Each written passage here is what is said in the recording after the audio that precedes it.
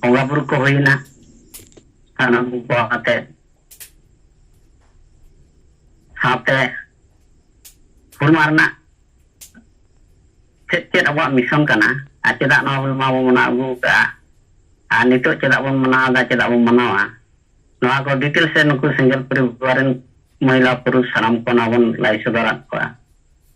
ᱟᱹᱰᱤ ᱠᱷᱩᱥᱤ ᱨᱟᱹᱥᱠᱟᱹ ᱛᱮᱠᱚ ᱵᱮᱥ ᱛᱮᱠᱚ ᱵᱩᱡᱷᱟᱹᱣ ᱠᱮᱫᱟ ᱵᱩᱡᱷᱟᱹᱣ ᱠᱟᱛᱮ ᱱᱚᱰᱮ ᱠᱷᱚᱱᱟᱜ ᱜᱮ ᱛᱮᱦᱮᱧ ᱟᱞᱮ ᱱᱚᱣᱟ ᱡᱩᱢᱤᱫ ᱵᱟᱸᱠᱷᱮᱲ ᱦᱩᱭᱱᱟ ᱟᱨ ᱠᱨᱤᱭᱟ ᱵᱚᱱ ᱦᱟᱛᱟᱣ ᱠᱮᱜᱼᱟ ᱥᱟᱱᱟᱢ ᱠᱚ ᱟᱛᱮ ᱡᱮ ᱱᱚᱣᱟ ᱦᱩᱞ ᱢᱟᱦᱟ ᱨᱮᱱᱟᱜ ᱪᱮᱫ ᱩद्ᱫᱮᱥᱥᱚ ᱠᱟᱱᱟ ᱥᱮᱫᱟᱭ ᱟᱵᱚᱨᱮᱱ ᱵᱤᱨ ᱵᱟᱱᱴᱟ ᱠᱚ ᱞᱟᱹᱲᱦᱟᱹᱭ ᱞᱮᱱᱟ ᱞᱟᱹᱲᱦᱟᱹᱭ ᱠᱟᱛᱮ ᱪᱮᱫ ᱠᱚ ᱮᱢ ᱦᱚᱴᱚ ᱟᱠᱟᱫ ᱵᱚᱱᱟ ᱟᱨ ᱱᱤᱛᱚᱜ ᱟᱨᱚ ᱪᱮᱫ ᱠᱚ ᱟᱵᱚ ᱦᱟᱛᱟᱣ ᱠᱟᱱᱟ ᱦᱟᱛᱟᱣ ᱨᱮᱱᱟᱜ ᱚᱫᱷᱤᱠᱟᱨ ᱠᱟᱱᱟ ᱱᱚᱣᱟ ᱠᱚ ᱯᱟᱹᱨᱥᱤ ᱡᱤᱛᱠᱟᱹᱨᱤ ᱫᱤᱥᱚᱢ ᱜᱚᱢᱠᱮ ᱥᱟᱞᱠᱷᱟᱱ ᱢᱩᱨᱢᱩ ᱛᱟᱹᱠᱤᱱᱟᱜ ᱢᱤᱥᱚᱱ ᱱᱚᱣᱟ ᱦᱚᱸ ᱰᱤᱴᱮᱞ ᱵᱟᱲᱟᱭ ᱦᱚᱪᱚ ᱦᱩᱭᱱᱟ ᱡᱮ ᱟᱵᱚᱣᱟᱜ ᱥᱮᱫᱟᱭ ᱠᱷᱚᱱ ᱜᱮ ᱱᱩᱠᱩ ᱵᱤᱨ ᱵᱟᱱᱴᱟ ᱟᱛᱮ ᱦᱟᱥᱟ ᱵᱷᱟᱥᱟ ᱡᱟᱹᱛᱤ ᱫᱷᱚᱨᱚᱢ ᱢᱟᱱ ᱥᱚᱱᱢᱟᱱ ᱤᱡᱽᱡᱚᱛ ᱱᱚᱣᱟ ko ᱨᱚᱠᱷᱟ ᱞᱟᱹᱜᱤᱫ ᱱᱩᱠᱩ ko ᱱᱚᱣᱟ ᱦᱩᱞ ᱞᱮᱜᱼᱟ ᱠᱚ ᱟᱨ ᱱᱚᱣᱟ ᱦᱩᱞ ᱱᱤᱛᱚᱜ ᱢᱮᱱᱟᱜᱼᱟ ᱪᱟᱞᱟᱜᱼᱟ ᱡᱚᱵ ᱛᱚᱠ ᱱᱚᱣᱟ ᱫᱷᱟᱹᱨᱛᱤ ᱨᱮ ᱱᱩᱠᱩ ᱟᱵᱚ ᱟᱹᱫᱤᱢ ᱢᱟᱱᱣᱟ ko ᱱᱩᱠᱩᱣᱟᱜ ᱚᱫᱷᱤᱠᱟর ᱵᱟᱵᱚᱱ ᱦᱟᱛᱟᱣᱟ ᱥᱮ ᱵᱟᱵᱚᱱ ᱦᱟᱛᱟᱣᱟ ᱡᱚᱲᱟᱣ ᱛᱟᱦᱮᱱ ᱦᱩᱭᱩᱜᱼᱟ ᱡᱚᱲᱟᱣ ᱫᱚ ᱪᱮᱫ ᱞᱮᱠᱟ ᱟᱵᱚ ᱥᱟᱱᱟᱢ ko ᱢᱚᱱᱛᱮ ᱫᱷᱚᱱᱛᱮ ᱟᱨ ᱛᱚᱱᱛᱮ ᱜᱚᱲᱚ ᱦᱩᱭᱩᱜᱼᱟ ᱜᱚᱲᱚ ᱠᱟᱛᱮ ᱡᱤᱢᱢᱮᱫᱟᱨ ᱫᱟᱭᱤᱛᱛᱚ ke साथ ᱟᱨ ᱫᱤᱞ ᱟᱨ ᱵᱷᱚᱨᱥᱟ ᱟᱛᱮ kami ᱦᱩᱭᱩᱜᱼᱟ ᱟᱵᱚ ᱛᱟᱞᱟᱨᱮ ᱢᱮᱱᱟᱜᱼᱟ ᱯᱚᱪᱷᱤᱢᱵᱚᱝᱜᱚ ke साथ ᱠᱟᱹᱢᱤᱭᱟ ᱱᱚᱰᱮ ᱫᱚ ᱱᱚᱣᱟ ᱠᱟᱹᱢᱤ ᱫᱚ ᱟᱢᱟᱜ ᱠᱟᱱᱟ ᱤᱧᱟᱹᱜ ᱠᱟᱱᱟ ᱥᱟᱱᱟᱢ ᱠᱚᱣᱟᱜ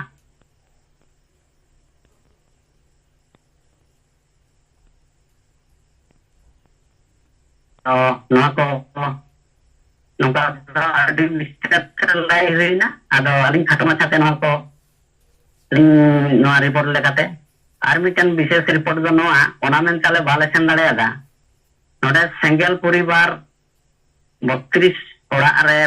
mane punya khona more gote bapla orak huyuk kana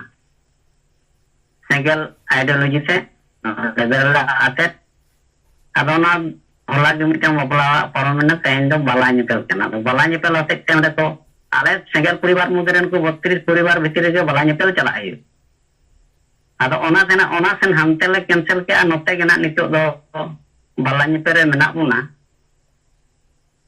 ar ona te bala sen dare ke bala sen dare da amte ona bila mukale gena nawa hamiten bishesh report nawa bapla orak ko do nawa abuak nawa dahar te sengel ideology te berel dak te bapla orak huyuga berel dak te noa mane dak bapla huyuga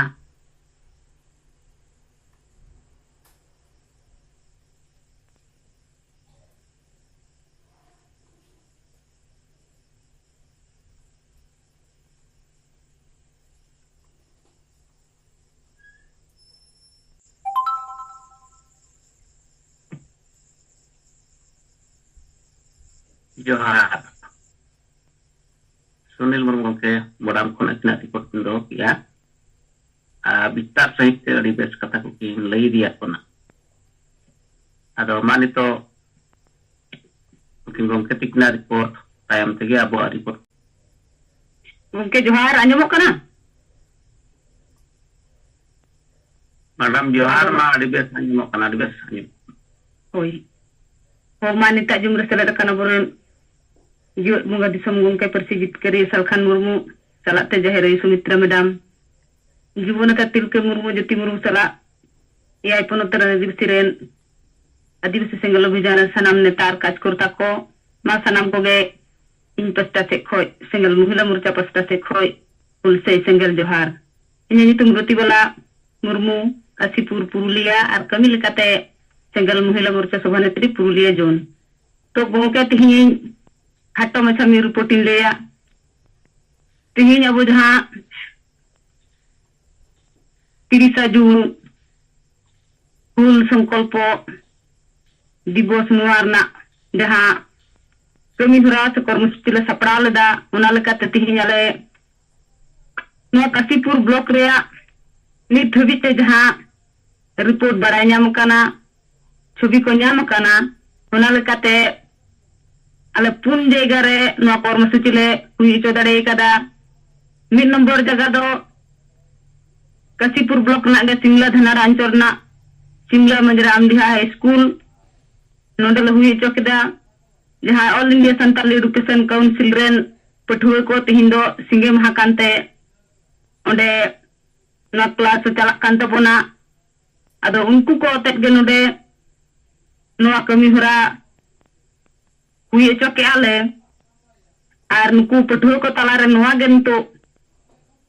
जतो को तलारे लई पसना जे होय जे 30 जून सिदु मुर्मू तकिना जहां हुलसई किन हुल लेआ एनखा नीता अक्तोरे अबो आदिवासी जहां मुहिम हे अकाना नितो जुदी अबो आदिवासी सेंगल अभियान आर जीवत बुंगा सलखान मुर्मुआ होरा डहार ते बाबो ताड़ामा नुआर ना जहां आइडियोलॉजी समांग कना नुआ जुदी अबो फ्लो कते बाबो लहा एनखा आदिवासी बंचा दोडी मुश्किल गया मेनखा तिहिना दिन रे मा अबो नोडे जहां तिन बो सेटर कान जतो होरगे क्रिएटिव सपोर्ट बो आतांगा जुबित बखेर तालाते मोनर अबो रिहिट बो अगुया आर जहां को बाको हे कान ताबोन नुकु हा तो दिसम रे चलाव कते नुआ कथा अबो बो लई पुस्तक को लई पसना उनको को तलारे आर अबो दराय कान दिन रे चेक लेकार आदिवासी हासा बंचा भाषा बंचा जाति बंचा धर्म बंचाओ को रोजगार बंचा नुआ को कमी रबो चलका कते तन मन धनते साहस के साथ गौरव बो एम दाड़ेया नुआ अबो बो कुरुमुटुया आदो ओना लेकाते नोडे सिमला धनारा अंचल रे जहां लीडरशिप रे तहे कना सेंगल सरना धर्म मंडवा काशीपुर ब्लॉक मनोतान कृष्ण पद मुर्मू सलाते नुआ और लितुन असड़ा रेन माचेत गंके तहे कना अजित हंसदा आर इन तहे कना रुतिबाला मुर्मू आलेया कुरुमुटु ते नोडेना प्रोग्राम ले हुई सत के 11 बजे उना की बाद काशीपुर ब्लॉक ना गे गोरांडी अंचल जहां दो रंगोनी गोड़ा तो को मिता कना नोडे अबो आले पुरुलिया जिला रेन वर्किंग प्रेसिडेंट मनोतान सबरन मंडिया कुरुमुटुते रंगोनी गोड़ा अतोरेन सनाम सोलो अना को ते नोडे नुआ कर्मसूची सापड़ा लेना आर नित दो उना तो पूरे सेंगेला दिशा निर्देश तेगे ताराम रना कुरुमुटु कदे से उंदरन तमाम हर को गो बाबा बोया मिसी जहां तिने हिना को जतो हर नुआर को गरक कना आर ओना लेकाते उंडेना प्रोग्राम आले 2 बजे खले ले तहक केदा नोडा दे सेटर ले तहे कना इन रतिबाला मुर्मू सलाते पुरुलिया जिला working president Sabaran Mandi Kashipur block सेंगल सेक्रेटरी रंजीत बस्के आर हुड़े ब्लॉक सेंगल परगना हिमांशु सोरेन आले नोडे शहर सेटर लिनाले उनको को तला रह जहां तिना उना अतोरेन गो बाबा बोहार मिसी को सेटर लिना जतो को तला रे नुआ कथा ले पुष्टे ना जे तिहिन दो हुल दिवस 30 जून सिदु मुर्मू तकिना नुआ हुल उहेर कते अबो नितो अक्तो रे आदिवासी जहां हालत अबो जहां मुहिम दशा सेटर अकान नुआ खय अबो चेक लेका कते अबो बंचाव दाड़ेया नुआ लगित अबो कुरुमुटु हियु तबोना आर ओना लगित ते नितो दो एकमात्र बंचारना हर दो आदिवासी सेंगल अभियान सलखान मुर्मू गंकेया होरा डहार ते गबो ताराम ते हुए बोना बांका आदिवासी अबो अहोगबो बंचाव दाड़ेया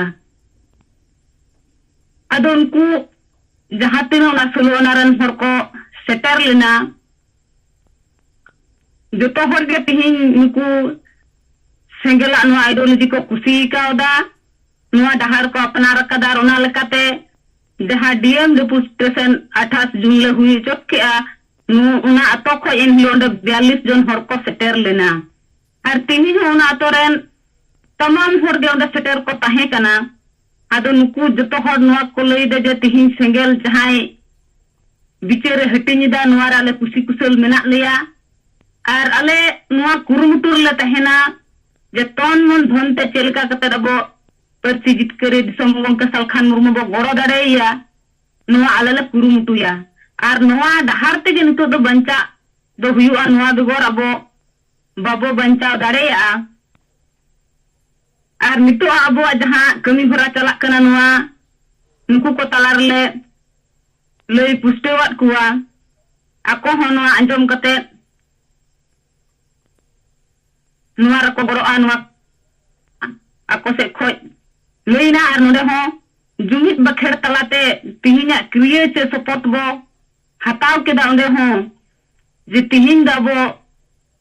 tihinya din re kriye se support bo atanga che leka katet abo adibasiya noa jaguar ar jumit bo bena rakap dareya jon abo nyelte aro Nua pasar atoran se nua blokran hor ko cengak ma je tihin nua ato khoi miteng jumit nyel nyamok kana abo ho jumit te lagaw bona ar bo laha a ado ona lekate nondena program se kami hora ho adi napai sahit te huisetina mota-moti ale ondena kami hora 5:30 बजे तले मुचत किदार ने की बाद आले जतो हर अपन पिंठा तले रुवड़ना are तेसार जहां जगह रे हुई कना दो कसीपुर ब्लॉक ना गोरांग दे अंचल जहां जेकरा अतो से जेकरा से पुचा गोरा को मिता कना नदे हुई कन तबोना और पूर्ण नंबर दो कसीपुर ब्लॉक ना जहां ठे खदबो जीवत बोंगा मन बो एम दारे का दे बोरन परची जितकरे दिसम गंगा सालखान मुर्मू जहां अतो दो साल दिहा नोडे हो अडी नपाय सहिते नुआ कमी होरा हुई कना जतो जायगा रे क्रियो से सपोर्ट बो आतांग कते अबो नुआ गे तिहिन बो जतो हर बो किरो बो आतांग किदा जे नितोआ जहां बंचारना डहार गंके डहार ते अबो चलका कते बो ताराम दड़े अबो सिंगल कैप्टन सालाते उनको जहां गेल परिवार मिना को नुकु चलका कते आरो नुआ रे अडी tagad sahin adi horoboro te nitgi abo noa kami ko goro bona noa abo unku bo leyat kuwa ar unku ho abo goro rege hina kuwa unku noa ga katha ko amda je ale noa re chel ka kate goro le emdre noa le ha kurumutu hina a sale noa re lagatar goro le tahena ona lekaten kasipur blok na noa ko jagar na program do di na ina pai tege hui kana Kasipur Saldiha na नेतृत्व दे एमकदा Kasipur block सेंगल परगना रामकृष्ण टुडू और पोचागोड़ा रे नेतृत्व दे एमकदा है Kasipur ब्लॉक रन सेंगल प्रेसिडेंट कनाए सतीश मंडी और सेंगल सेक्रेटरी रंजीत बसके नुकिना कुरुमुटु तेनवा को प्रोग्राम जतो जायगा रे आलेले हुइसे तो चौकीदा आदो गोंके मानवा गे खटो मछा रिपोर्टिंग और मेमोरेंडम रना कथा तीन छुट्टी कानते ओनाते बाले एम दरे दमन खानुआ हाले आले तारा नवरना चर्चा हिना गया जाले नवा चेलका कते नवा बो एम दरे आ नवा आले कुरुमुटुइदा अदमा गंके नवा खतो मछा रिपोर्ट सनाम को तलारे लई सदर के तबना दोहरा ते सनाम को उनसे सिंगल जोहार बड़ाई तो कते इने कथा नोडे गिन मुचत किदा नवा सनाम को जोहार जोहार hanjam ki abu aboy madam प्रतिबला madam Tikna tehnya hukum mahal mana rena salate gapa saplau jaha memorandum okoy ko netrutto te kare abua noa hul mahamana huina ona ko report ko anjam ki to onka ga nito abua report aro abo bottom bema ada noy je talare kichi din malang re sahati kin menli aboi je abo adibasi gowat ko do ko saplau tike kana ar gowat ko do abo ho kichu menak bona ado one khon bancap lagi abo chet bo saplau kana gowat ko birod re chet bo chika dareyak kana ado ona lekate ke te noa hul mahar khon te he santal hul santal bidroho te santal kranti jaha bo menia abo onarena hul sengel te abo bo support bo hataw kia ᱟᱵᱚᱨᱤᱱ ᱵᱟᱹᱭᱨᱤ ᱠᱷᱚᱱ ᱜᱚᱡ ᱪᱚᱠᱚ ᱥᱟᱯᱲᱟᱣ ᱟᱠᱟᱱ ᱴᱷᱮᱱ ᱠᱷᱚᱱ ᱪᱮᱫ ᱞᱮᱠᱟ ᱨᱮᱵᱚ ᱵᱟᱧᱪᱟᱜᱼᱟ ᱚᱱᱟ ᱨᱮᱱᱟᱜ ᱠᱟᱹᱢᱤ ᱜᱮ ᱱᱤᱛᱚᱜ ᱡᱟᱦᱟᱸ ᱪᱟᱞᱟᱜ ᱠᱟᱱ ᱛᱟᱵᱚᱱᱟ ᱟᱨ ᱱᱚᱣᱟ ᱟᱹᱰᱤ ᱠᱚᱝᱠᱨᱤᱴ ᱠᱟᱹᱢᱤ ᱠᱟᱱᱟ ᱡᱟᱦᱟᱸ ᱠᱤ ᱟᱵᱚ ᱱᱤᱛᱚᱜ ᱱᱟᱣᱟ ᱨᱚᱱᱱᱤᱛᱤ ᱞᱮᱠᱟᱛᱮ ᱟᱫᱚ ᱢᱟ ᱟᱵᱚᱨᱤᱱ ᱱᱮᱛᱟ ᱠᱚᱣᱟᱜ ᱚᱠᱚᱭ ᱟᱹᱭᱩᱨ ᱛᱮ ᱚᱠᱟ ᱴᱚᱴᱷᱟᱨᱮ ᱛᱮᱦᱮᱧ ᱥᱮᱸᱜᱮᱞ ᱦᱩᱞ ᱵᱚ ᱥᱟᱞᱜᱟᱣ ᱟᱠᱟᱜᱼᱟ ᱟᱨ ᱛᱮᱦᱮᱧ ᱠᱷᱚᱱ ᱟᱵᱚᱣᱟᱜ ᱴᱷᱤᱠ ᱥᱟᱺᱦᱤᱡ ᱠᱟᱹᱢᱤ ᱵᱚ ᱞᱟᱲᱟᱣᱱᱟᱭᱟ ᱜᱚᱢᱠᱮ ᱛᱤᱠᱤᱱᱟᱜ ᱢᱟर्गदर्शन दिशा विचार ते अदो मा अबुआ रिपोर्ट को कंटिन्यू तायन ताबन मा चलत कना आबोरे के दिसम गमके सलखान मुर्मू सावते सुमित मुर्मू आर सेंगल कमिया को तनाम पुलिस से सेंगल जहार इंदा बिहार पोनत ऑल इंडिया मंझी परगना मंडवा से सेंगल परगना लेकाते जमी कना इंदा जवाहर हेमब्रम अदो तिहिना लेकाते लेदा सर तिहिंदा 30 जून सिद्धू मुर्मू कनु मुर्मू तकिना माकना हुल महा मनाल को किशनगंज जिला कागाम पेदा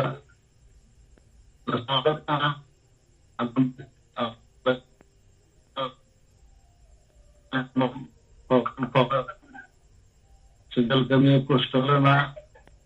अदो बेस गी अले को माना बताओ तो होइना इन साथे आरहा अबवा लासे कमी को चल कतबन लहाया ना को हम बिचार दो होइना आर ते को ना पूर्णिया जिले रे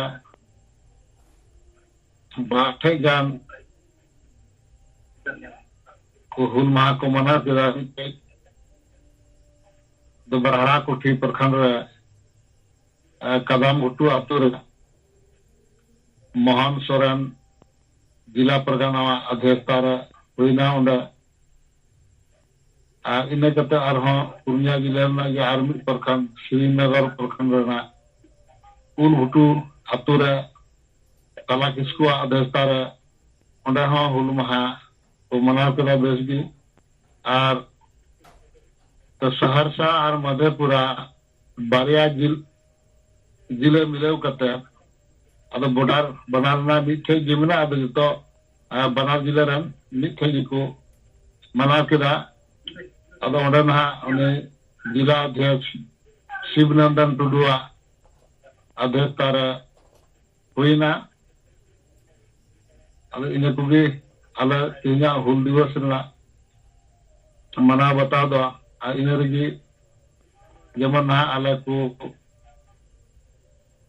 विभिन्न कथा को तहकना वक्ता को तहकना अदो नियगी मेनना तिहिन अबो होय दा जपुत खातिर ते प्रदेश ते हर बाबन जरवा दाले कना और बेस सहित ते बजा में तिन अबो सिद्धू मुर्मू कनु मुर्मू तकवा अत्याचार अन्याय विरुद्ध रे माम ललन तको और उनको अब मिटे दारे को एम उठो का बोन और तेज ओना दारे बचाव लगित ते अबरेन सनाम संतार बहा को नित धाबित ते उयहर भावना चिंता दुलर बनु तकवा कि संगे को संगे हर अब मिठे कते ओना को जिनिस बुन टेकाव दाराम लगित अब मिट मकसद दबे का अब दो सिदा लेका दो सार अपुर तो बाबुन लड़ाई लड़ा तो कागज कलम ते लड़ाई अब दो बेका में क्षेत्र रे कमी रेना दाड़ी दायित्व का तबना क्षेत्र कमी रे अब को दो थोड़ा जोरदार लगाव दरकार चेतान महलना कमी लगित आबुरन गंके बनाया नित धाबित आबो जितकर बुरुना अब साथे कथाव का आपे इन गड़ावइन ते आपे जितकर पिया ᱟᱫᱚ ᱟᱵᱚ ᱜᱚᱲᱚ ᱨᱮ ᱵᱩᱡᱷᱟᱹᱣ ᱢᱮ ᱵᱟᱵᱚᱱ ᱞᱟᱲᱟᱜ ᱠᱟᱱᱟ ᱢᱟᱱᱮ ᱧᱩᱛᱩᱢ ᱛᱮ ᱵᱩᱡᱷᱟᱹᱣ ᱥᱚᱸᱜᱮ ᱨᱮ ᱢᱤᱱᱟᱹᱧᱟ ᱪᱮᱫ ᱞᱮᱠᱟ ᱠᱟᱹᱢᱤ ᱦᱩᱭᱩᱜᱼᱟ ᱚᱱᱠᱟ ᱵᱟᱝ ᱦᱩᱭ ᱫᱟᱲᱮᱭᱟᱜ ᱠᱟᱱᱟ ᱢᱟᱱᱮ ᱡᱚᱛᱚ ᱦᱚᱲᱟᱜ ᱰᱷᱤᱞᱟᱢᱩ ᱡᱮᱢᱚᱱ ᱢᱟᱱᱮ ᱚᱠᱚᱭ ᱫᱚ ᱟᱥᱠᱮᱛᱚ ᱠᱩᱲᱤᱭᱮᱫ ᱠᱟᱱᱟ ᱠᱚ ᱟᱞᱮ ᱫᱚ ᱡᱟᱦᱟᱸ ᱠᱩᱲᱤᱭᱮ ᱠᱚᱣᱟ ᱟᱫᱚ ᱚᱱᱟ ᱠᱩᱲᱤᱭᱮ ᱞᱮᱠᱟ ᱦᱩᱭᱩᱜ ᱠᱟᱱᱟ ᱚᱱᱟ ᱟᱵᱚᱣᱟᱜ ᱱᱤᱛ ᱫᱷᱟᱹᱵᱤᱡ ᱛᱮ ᱡᱩᱨᱤ ᱩᱱᱟᱹᱜ ᱜᱟᱱ ᱵᱟᱝ ᱡᱳᱨᱳᱜ ᱠᱟᱱᱟ ᱵᱟᱠᱷᱟᱡ ᱟᱵᱚᱣᱟᱜ ᱱᱤᱛ ᱫᱷᱟᱹᱵᱤᱡ ᱛᱮᱫᱚ ᱟᱹᱰᱤ ᱡᱳᱨᱫᱟᱨ ᱦᱩᱭ ᱠᱚᱜ ᱛᱟᱵᱚᱱᱟ ᱟᱫᱚ ᱱᱤᱭᱟᱹ ᱠᱚᱜᱮ ᱤᱧ ᱥᱮᱫ ᱠᱷᱚᱱ ᱨᱤᱯᱳर्ट ᱫᱚ ᱛᱟᱦᱮᱸ ᱞᱮᱱᱟ ᱥᱟᱨ ᱢᱟ ᱱᱤᱱᱟᱹᱜ ᱜᱮ ᱢᱮᱱᱛᱮ सर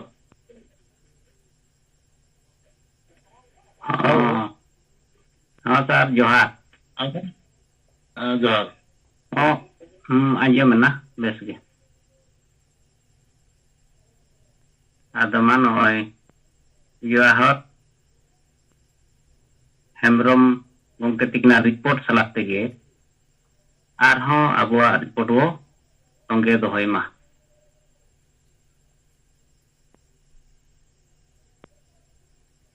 जोहार गंके को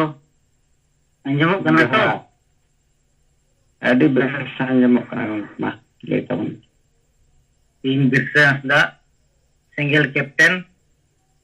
अतु जमडी पोस्ट ऑफिस रोला थाना राजनगर जिला सरायकेला खारसावा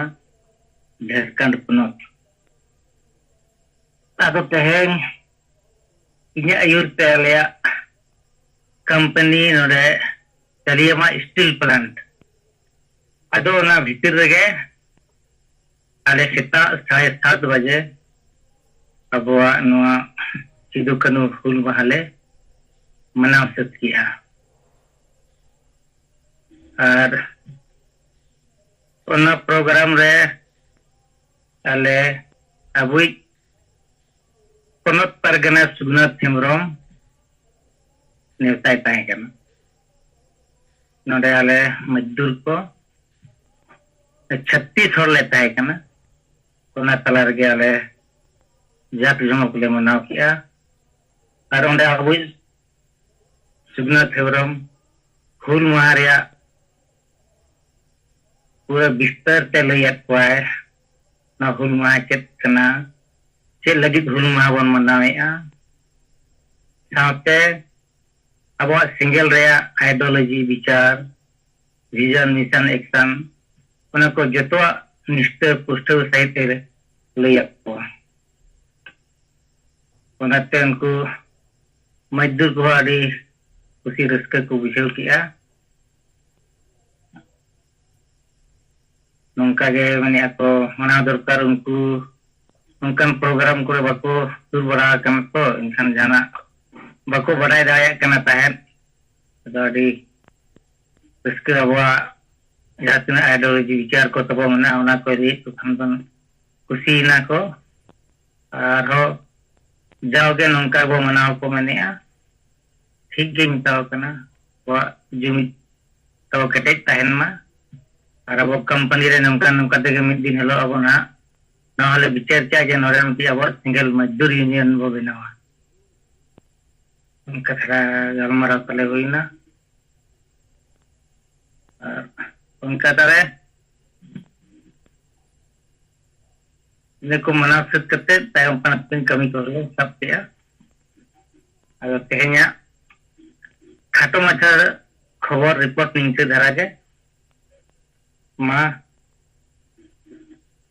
सनम को इसे उचित जोहार जोहार bisa mungkin kena report di base bo anjom kia mata bo mana report salat tiga abo report ano tongge tahen ma okala katenya abo hul divos re hul sankalpa bo tapia ona na report ko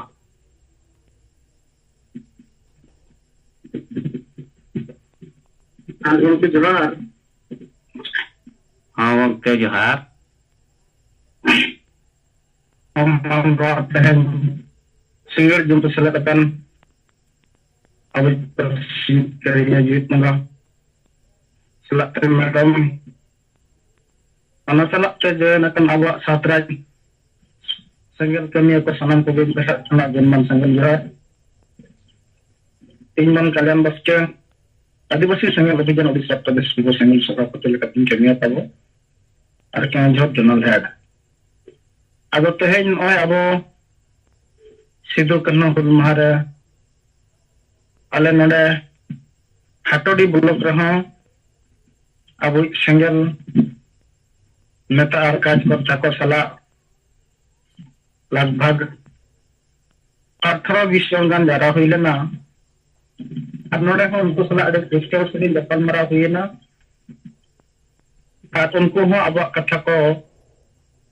अड़ी base को अंजाम किया इन बाद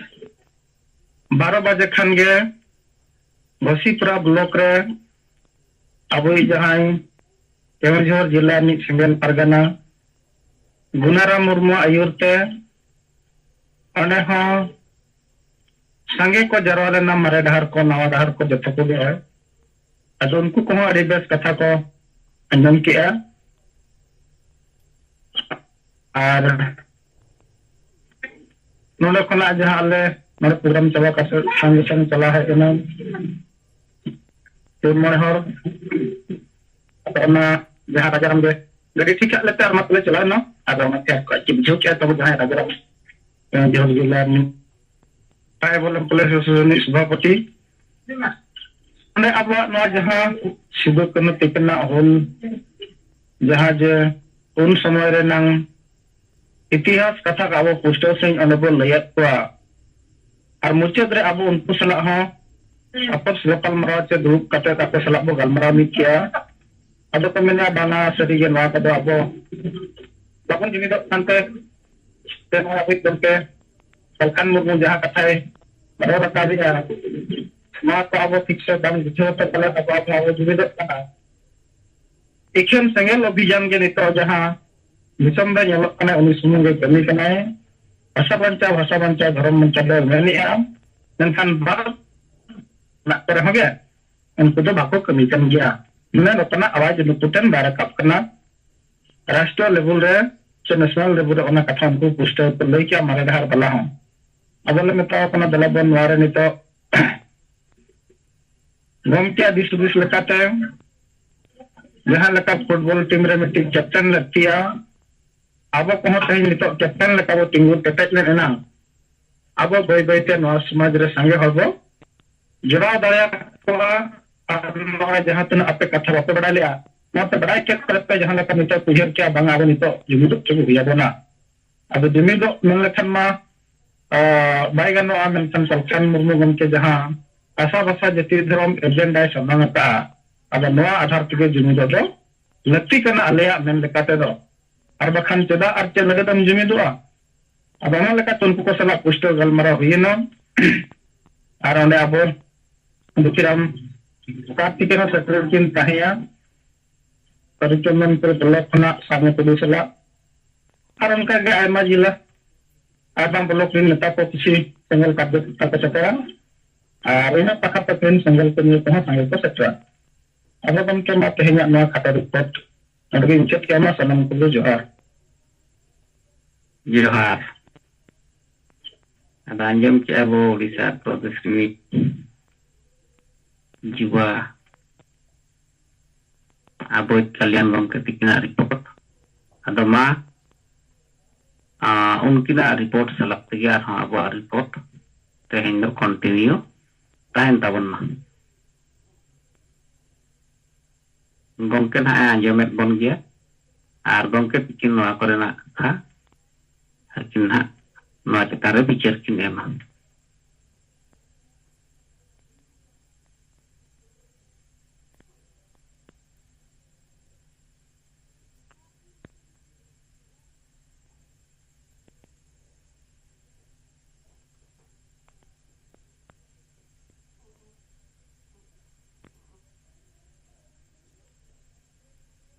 अच्छा इन बीमा मुरु केंद्रीय संजय ने कमानो तेहना नो सिंगड़ जूम मीटिंग रे अबई पार्टिसिपेट करिया दिसम के जी को सलखान को मैडम सेत्रा बोल और नवा जून मीटिंग रे सेलेक्ट अकन जते को के सेंगेल चढ़ाव तो तेहेजा जहां अबो हुल महा 30 जून हुल महा रे अब जहां सेंगेल सेट खन आगे मांग तेबन गलमराव लेआ जे हुल महा रे अब लेका एजेंडा लेकाते अब हुल महा बन मनावा और ओना इदी कते गे अब जगह जगह बन बन मनावा लेकिन मेन मनाव रे अब मेन उद्देश्य दो नवा गे आबोआ हुल महा रे जे गमके जहां सेंगेल कैप्टन लेकाते जहां बनाव माने आजा होदा ते जहां सेंगेल कैप्टन बन बनाव कना और नय आडी गान बन बनाव कना आदो हुल महा रे आबो सेंगेल सेट खन दो परीक्षा लेका बन मेन के चे रे बन परीक्षा चे तीना हुल महा रे तीना कैप्टन बन हिजु कना ओना अब मेन ताहे कना और बाकी बाबन बन कमी कान गेल लेकिन नोड तीना हर बन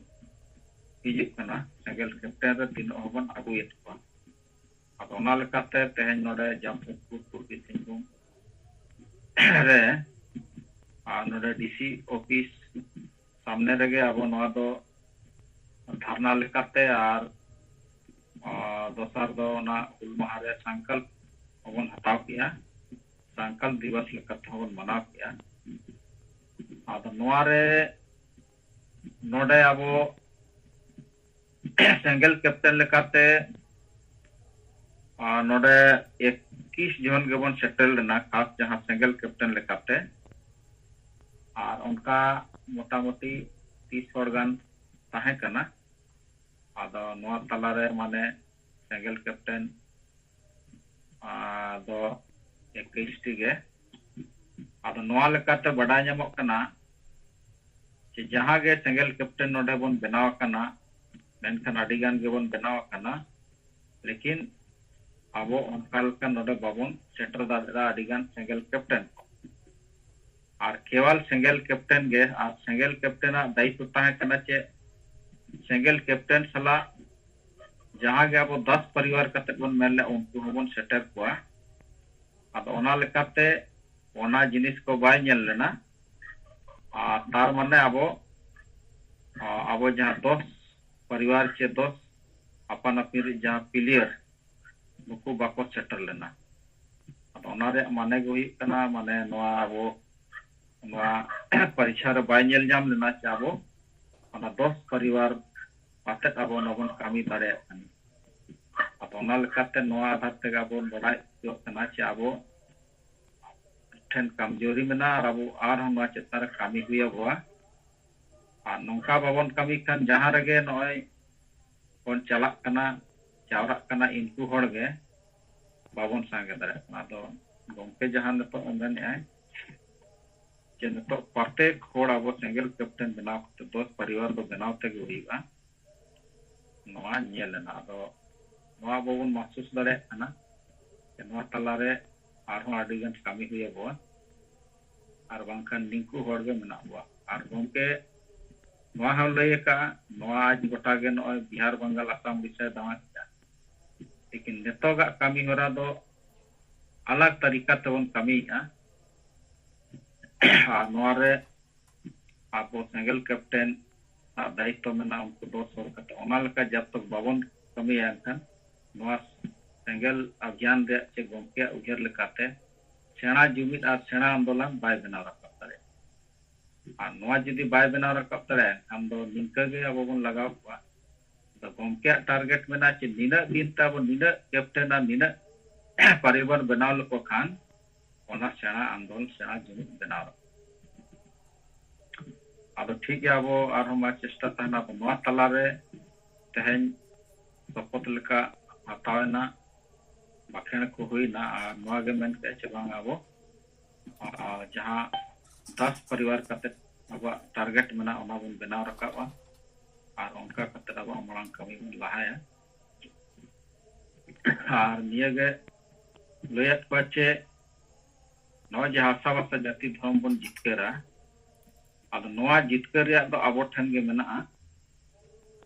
ᱟᱫᱚ ᱚᱠᱟ ᱦᱤᱞᱳᱜ ᱜᱮ ᱡᱟᱦᱟᱸ ᱜᱮ ᱥᱮᱸᱜᱮᱞ ᱠᱮᱯᱴᱮᱱ ᱢᱮᱱᱟᱜ ᱠᱚᱣᱟ ᱚᱠᱟ ᱦᱤᱞᱳᱜ ᱜᱮ 10 ᱯᱚᱨᱤᱵᱟᱨ ᱡᱩᱫᱤᱧ ᱵᱮᱱᱟᱣ ᱠᱮᱫ ᱠᱚᱣᱟ ᱥᱮᱸᱜᱮᱞ ᱤᱱᱟᱹ ᱦᱤᱞᱳᱜ ᱜᱮ ᱱᱚᱣᱟ ᱵᱚᱱ ᱡᱤᱛᱠᱟᱹᱨᱚᱜᱼᱟ ᱦᱟᱥᱟ ᱵᱷᱟᱥᱟ ᱡᱟᱹᱛᱤ ᱫᱷᱚᱨᱚᱢ ᱛᱤᱱᱟᱹᱜ ᱞᱚᱜᱚᱱ 10 ᱯᱚᱨᱤᱵᱟᱨ ᱵᱚᱱ ᱵᱚᱫᱚᱞ ᱠᱚᱣᱟ ᱩᱱᱟᱹᱜ ᱞᱚᱜᱚᱱ ᱵᱚᱱ ᱡᱤᱛᱠᱟᱹᱨᱚᱜᱼᱟ ᱟᱨ ᱥᱮᱸᱜᱮᱞ ᱠᱮᱯᱴᱮᱱᱟᱜ ᱠᱟᱹᱢᱤ प्रत्येक सेंगल कैप्टन कमी दो सिर्फ 10 परिवार रे गेबन हतावा इना गे आर जास्ती बान तो 10 परिवार जदि बन हतावा एनखान नोडे अब हजार हजार मेना बुआ तो प्रत्येक खोड़ 10 टी परिवार रे जिम्मा बन हतावा एनखान गे नोडे अब लाख लाख अब बन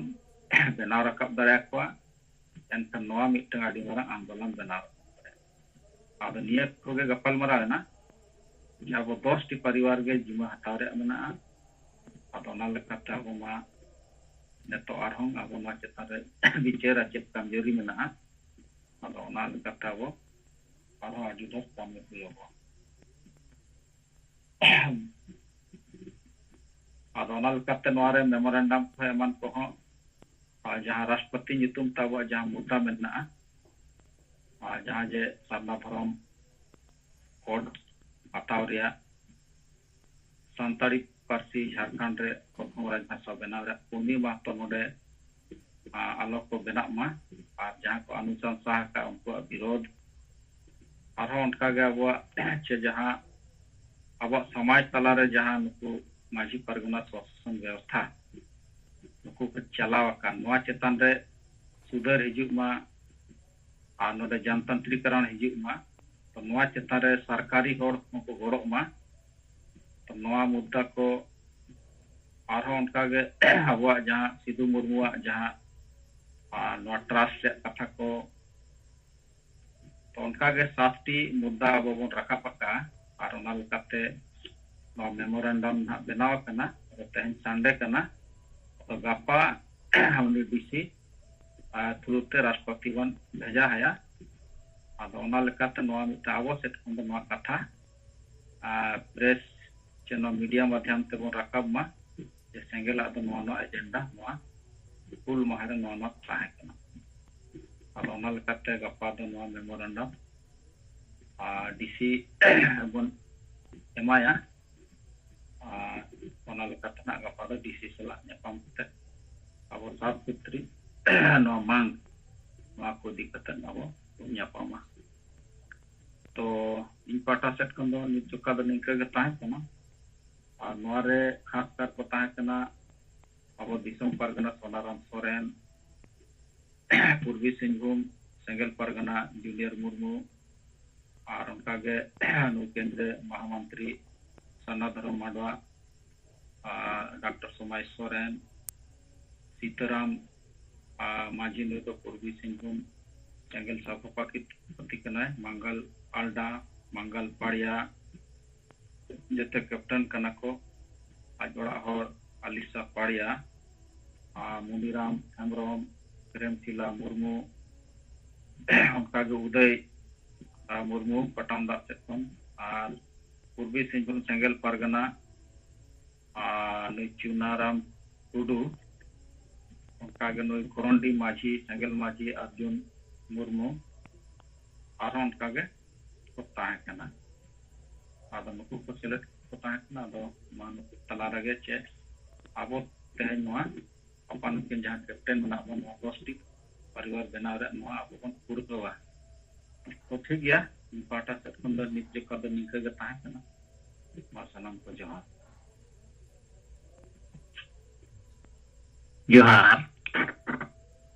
अंजम के अब रिपोर्ट अब सेंगेल केंद्रीय सेंगेल संयोजक तब बीमा मुर्मू गमके दिखना रिपोर्ट आदमा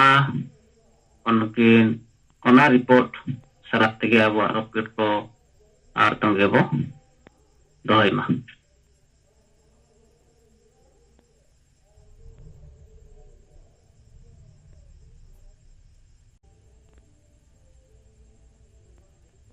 आदो गमके को मा बाबन रोडते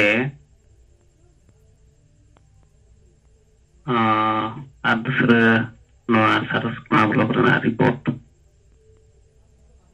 हिंगटी इन तंगे तराय ताबोना आदो तेहेन नोआ हुल माहारे इंगिरिन ताबो जहां सेंगेल टीम आदो नुकु को तेहेन नेता को ताहें कना सेटेरो रना कथा को एम लिया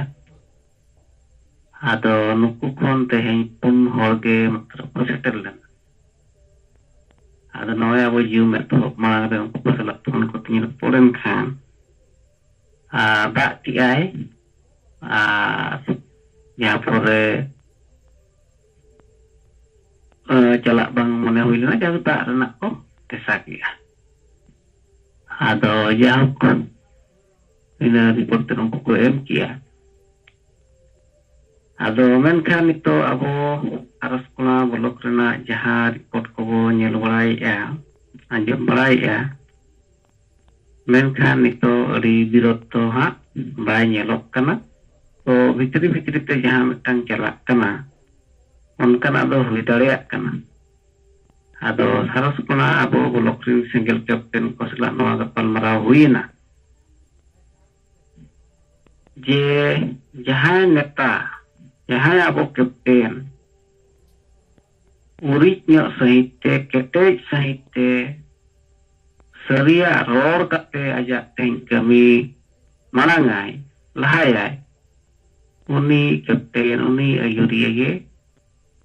आबो हर को पंजाया को हर को कुसिया को हर को पतियोया आदो नंका कते आबो तें आबो सरिया बो कमी कना सरिया बो रोड कना पंचाब लगित बो रोड कना आदो माते हैं अब नोआ सिंगल कैप्टन रेना जहां जिम्मा बो हताव किया नोआ रेना अब तेंगेल परिवार अपना अपनी बो जुलई कुआ हिजुक कान दिन रे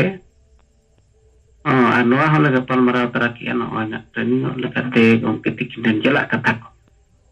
आदो ना को दोना नेदा मा को बो ठुकया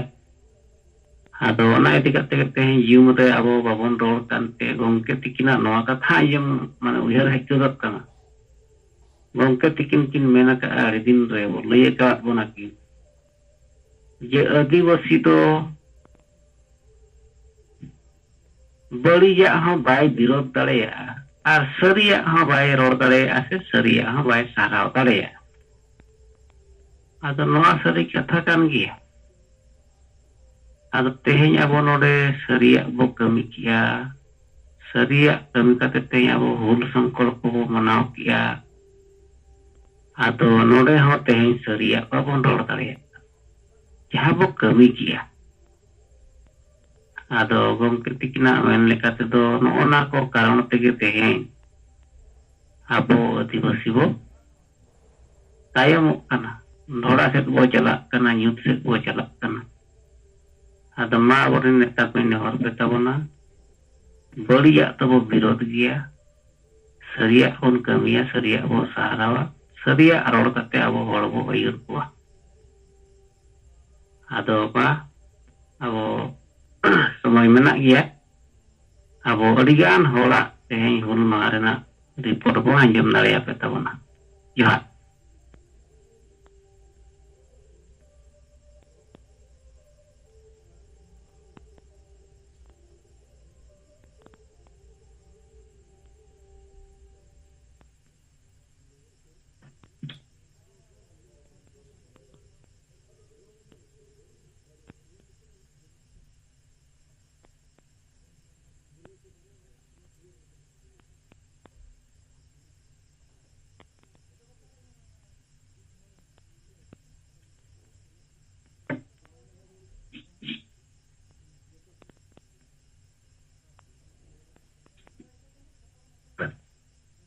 हेलो गomke मा बिना रोड ताबन बिन रिपोर्ट बांजम Salam go Johar. जोहार Ni Anant Kumar Hasda, Hungli Jela, Kolbadapur Block, West Bengal Khani Leida. Ado no tahin 30 June Hul Maha इदी कते आबुआ सेंगेल पाटा सेट खन जहां कर्मसूची ताहे कना ये संकल्प शोभा यात्रा उना लेकाते ना कमी होगा दो बेस तेगे वे सापड़ा हो जना और भागे तेगे हुई ना अदो इना अतोरे प्रथम ना एहब होइना नोडे हुलिया चीर को रकाब के बाद तारपर डांगाली नगर खन कोलबादापुर बीडीओ ऑफिस दाबी एटम पदयात्रा माइक को ताहेगा टुंडा टमाक को ताहेकना उनका गते सेन होइना अदो रिएक्शन लेकाते नोआ अंजमक कना जे आरो उनो संगठन को नोआ हुल दिवस को पालाव गया किंतु नुक्कु सेंगेल अभियान हुल दिवस रे पालाव रिया जहां पॉइंट को स्लोगान को माइक ते को रोड रकाब किदा नुक्कुआ नोआ कथा रिया जो माने जोश से नोआ कथा रिया गुरुत्व दो आडी जुडो गया नोआ कथा फोन कते रहो आयुक्त से नुकु जहां इटा संगठन करन बिना को महल बोलो ऐसे का बोलो नुकु संग तो रोपड़ दो हुई गया अले उनको मुचा खन के कथा को बड़ाई नामना जे अपने जहां सेंगेल अभियान पार्टा से जहां पॉइंट को आते ते रैली रे पे रोड रखा किदा आटे यथार्थ कथा एवं सराह जों रे आगे कथा कना अदो अडिगन हर दो नुआ कर्मसूची रे को शामिल करते आरो को भागटी को बुझो याम किदा एगोर उनको मुचा कोन गे नियो को रोड रखा किदा जे नुआ आबो जुमी दो लाक्तिया बन कना जुमी दो तेगे हुई बना नोय कमी बराबर ये बेस अडी चेहरा के बन कराव किदा नोंका के आरो आगामी दिन रे नोआ कमी को बन लहाई दिया दूसर दो नोडे लोकल एमएलए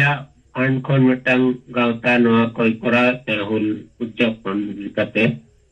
अदो उनको तो तेहन अपर नेता मंत्री को हेडलाइन तक भाषण बड़ा किदा को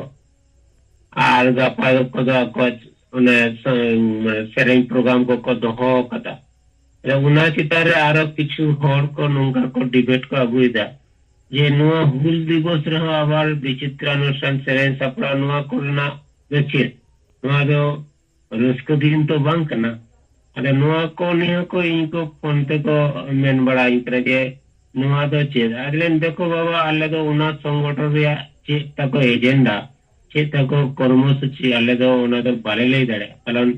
साहेब वाले जहां एजेंडा आले मेन काले आले तो उना आधार तले कमी कना उनको कला को सपड़ा होगा उना दो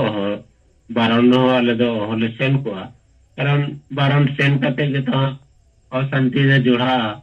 आले कथा आले ले लेदा अपे बिचर पे कटा बेसा कटा बाड़ी जा अदो ओवरऑल लो कमी होरा दो अडी बेस के होइना बेस रस को सला के नियो को रिपोर्ट के दा गनके मा सनाम को गे दूढ़ा तावर जुगाड़